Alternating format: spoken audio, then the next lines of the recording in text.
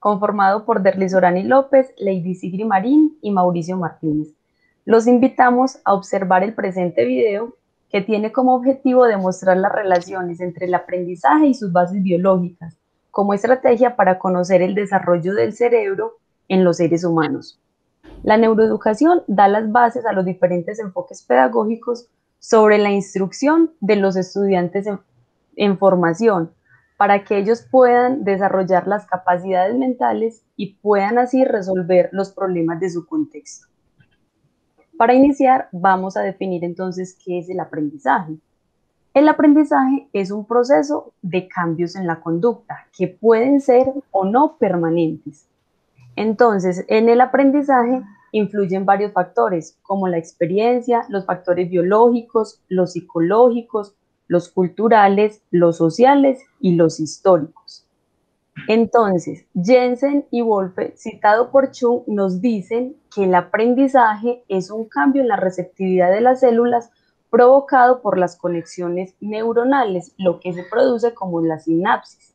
Y a lo que Quebrad agrega que las emociones juegan también un papel determinante en este proceso, ya que, aunque bien ellas no razonan, son indispensables para el proceso de la toma de decisiones. Bien, ahora hablaremos de las redes, de las bases biológicas del aprendizaje, siguiendo los conceptos de Chung. En términos de la neurociencia, el aprendizaje se da en dos lugares: el sistema nervioso central, el cual está dividido en el cerebro y la médula espinal, esta última que se encarga de transmitir toda la información al resto del cuerpo que viene del cerebro. En el proceso de aprendizaje, dentro del cerebro hay varias funciones. Uno es el de la corteza, que está involucrada en el aprendizaje y el procesamiento de la información que aprendemos a través de nuestros sentidos. En términos del cerebelo, es el que se encarga de las habilidades motoras que vamos aprendiendo de manera consciente y luego volvemos automáticas. Caso específico, el caminar. La amígdala es la que participa en el control de las emociones y la agresividad. Esta es bastante importante, sobre todo en la época de la adolescencia, en donde los jóvenes van desarrollándola.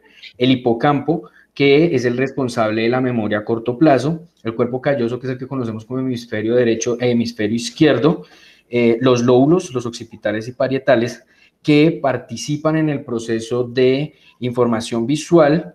Entre la zona de los lóbulos parietal y occipital se encuentra la zona de Wernicke, que es la que se encarga de que podamos utilizar el lenguaje y tengamos una expresión mejor a la hora de hablar. La otra zona importante en términos del lenguaje es la área de Broca, que es necesaria en el aprendizaje para poder entender lo que se habla. El lóbulo frontal está encargado del procesamiento de la información con respecto a la memoria, la planeación, los objetivos a mediano y largo plazo, y que puede concebirse en el tema del aprendizaje como un proceso de metacognición. Sin embargo, Chung advierte que a pesar de que cada parte del cerebro tiene una función específica, todos ellos trabajan de manera conjunta. Seguimos con la compañera. Seguidamente vamos a hablar acerca de la relación entre el aprendizaje y sus bases biológicas. Al repetir las experiencias se forman y se fortalecen las conexiones nerviosas o la sinapsis, permitiendo que éstas se activen y la información sea transmitida más rápidamente. Otros procesos de aprendizaje que favorecen la consolidación son la organización, el repaso, la elaboración y el involucramiento emocional.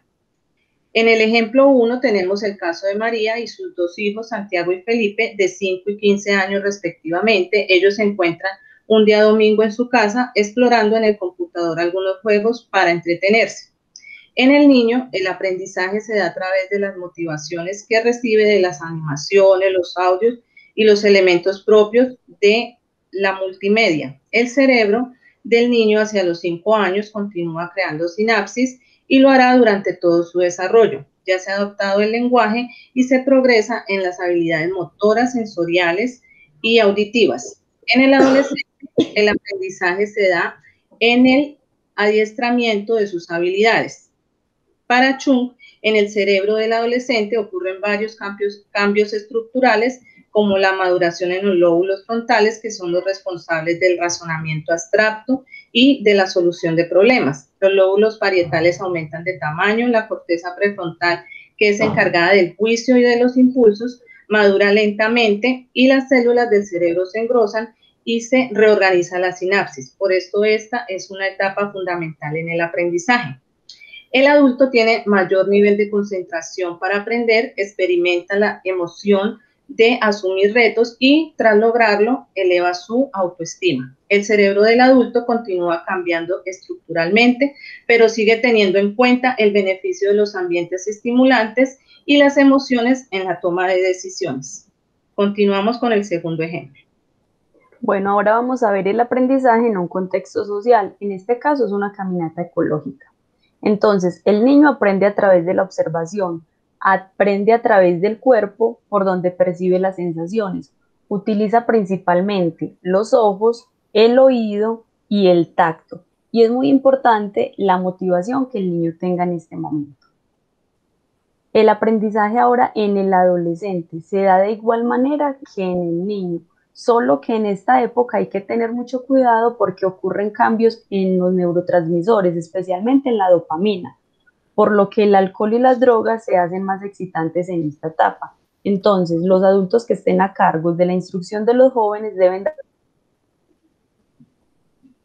instrucciones claras, sencillas, ya que ellos no miden riesgos. Y finalmente, el aprendizaje del adulto se da de igual manera que los dos anteriores, solo que en esta edad las personas ya son capaces de concentrarse más, dejando de lado los estímulos externos. Continuamos con el otro ejemplo. En el contexto educativo podemos diferenciar los procesos de aprendizaje y sus bases biológicas de la siguiente manera. En preescolar, para aprender sobre un color, la profesora decora su aula de objetos con el mismo y permite que sus estudiantes aprendan una canción y exploren el color a través de sus sentidos.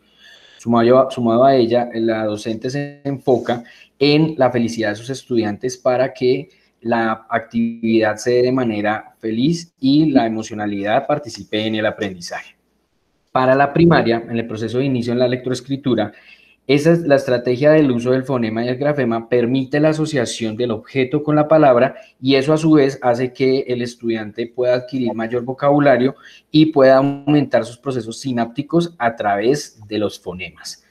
Para la secundaria, los estudiantes de grado 9 indagaron sobre las necesidades de su comunidad y a través de ello lograron establecer un mapa con la técnica de cartografía social, la cual les permitió conocer su territorio, trabajar en equipo y fortalecer sus procesos sinápticos, a la vez que la motivación sobre la instrucción.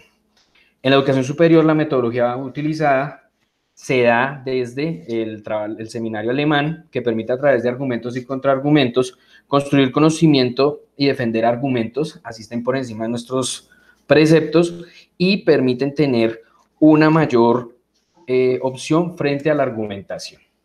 Finalmente, vamos a hablar de las conclusiones.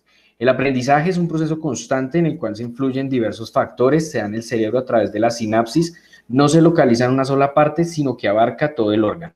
Sin embargo, se da de manera gradual, va de lo simple a lo complejo y aunque nunca es tarde para aprender, se puede facilitar algunos aprendizajes en los primeros años de vida gracias a los procesos de mielinización.